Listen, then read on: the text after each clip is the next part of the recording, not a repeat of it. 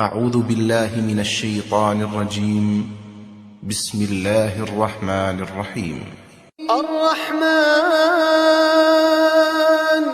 علم القرآن خلق الإنسان علمه البيان الشمس والقمر بحسبان والنجم والشجر يسجدان والسماء رفعها ووضع الميزان ألا تطغوا في الميزان وأقيموا الوزن بالقسط ولا تخسروا الميزان والأرض وضعها للأنام فيها فاكهة والنخل ذات الأكمام والحب ذو العصف والريحان فبأي آلاء ربكما تكذبان خلق الإنسان من صلصال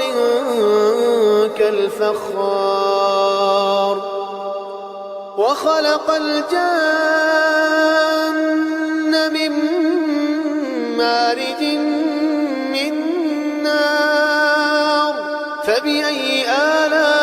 آلاء ربكما تكذبان رب المشرقين ورب المغربين فبأي آلاء ربكما تكذبان مرج البحرين يلتقيان بينهما برزخ لا يبغيان فبأي آلاء ربكما تكذبان يخرج منهما اللؤلؤ والمرجان فبأي آلاء ربكما تكذبان وله الجوار المنشآت في البحر كالأعلام فبأي آلاء ربكما تكذبان كل من عليها فان ويبقى وجه ربك ذو الجلال والإكرام فبأي آلاء ربكما تكذبان يسأله من في السماوات والأرض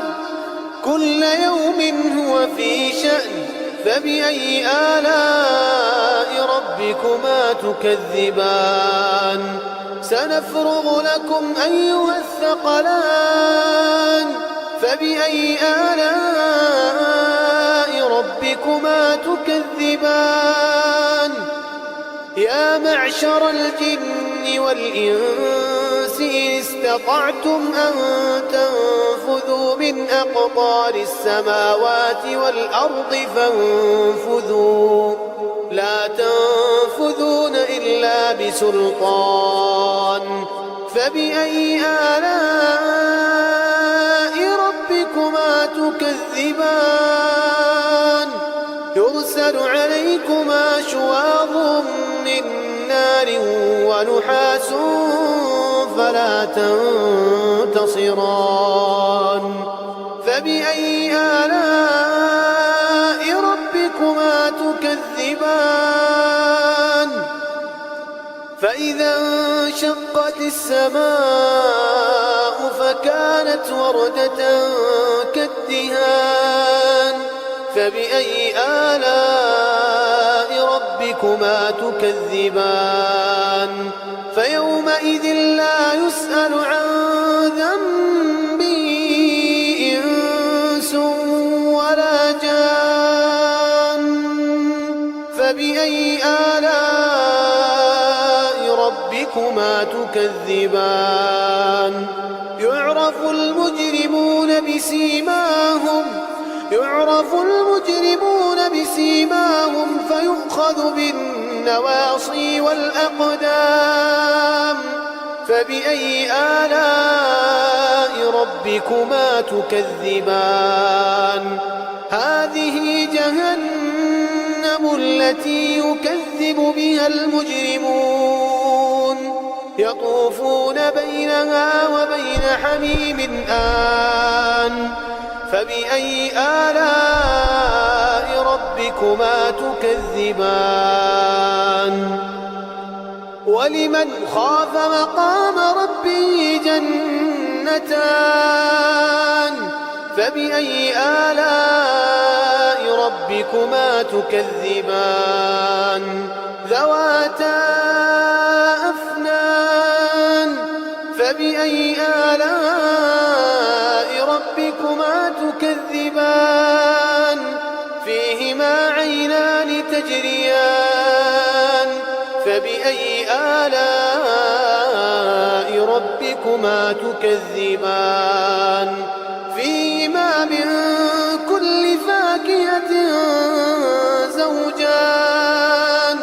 فبأي آلاء ربكما تكذبان متكئين على فرش بطائنها من استبرق وجنى الجنتين دان فبأي آلاء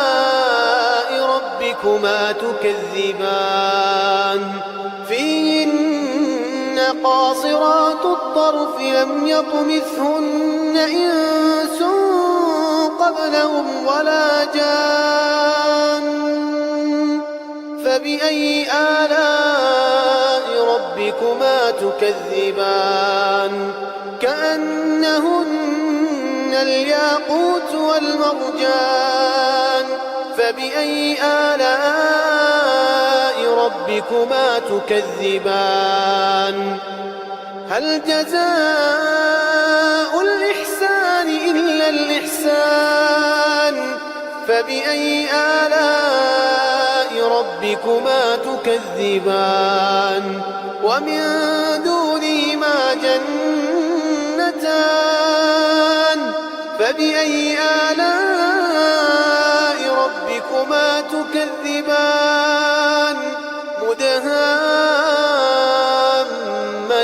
مدهامتان فبأي آلاء ربكما تكذبان فيهما عينان نضاختان فبأي آلاء ربكما تكذبان فيهما فاكهة ونخل ورمان فبأي آلاء ربكما تكذبان فيهن خيرات حسان فبأي آلاء ربكما تكذبان حور مقصورات في الخيام فبأي آلاء ربكما تكذبان لم يطمثهن إنس قبلهم ولا جان فبأي آلاء ربكما تكذبان متكئين على رفرف خضر وعبقري حسان فبأي آلاء ربكما تكذبان تبارك اسم ربك ذي الجلال والإكرام